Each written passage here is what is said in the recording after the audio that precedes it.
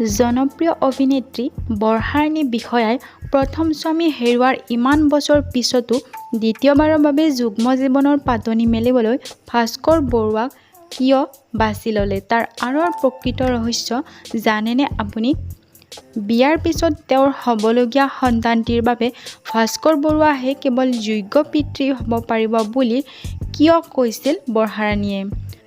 আজিৰ ভিডিঅ'টোত আপোনালোকলৈ আগবঢ়াইছোঁ বৰ্ষা ভাস্কৰৰ প্ৰেমৰ বহুতো নজনা কথা।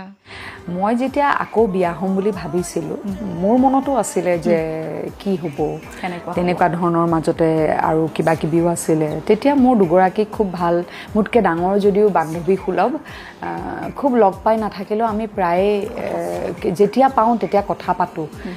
প্ৰেৰণা বৰবৰুৱা, প্ৰেৰণা বা আৰু তৰালী শৰ্মা বা।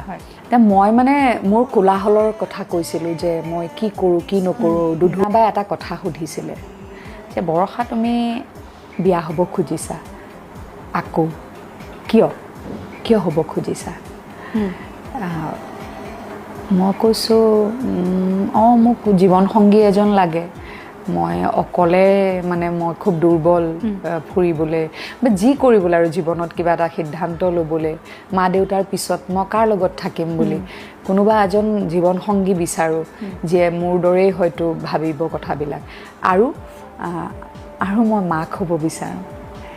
তেতিয়া কৈছিলে যে তুমি যদি কনফিউজড হৈ আছা তুমি এটা কথাই ভাবা তুমি তোমাৰ সন্তানটোৰ পিতৃ কেনেকুৱা হোৱাটো বিচাৰা, কোন হোৱাটো বিচাৰা।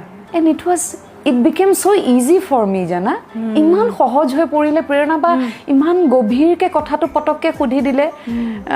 মই তেতিয়া ঠিক মই ভাস্কৰৰ লগত বিয়া হ'ব লাগে তেতিয়াহ'লে মোৰ সন্তানটোৰ পিতৃ মই ভাস্কৰ বৰুৱা হোৱাটো বিচাৰোঁ।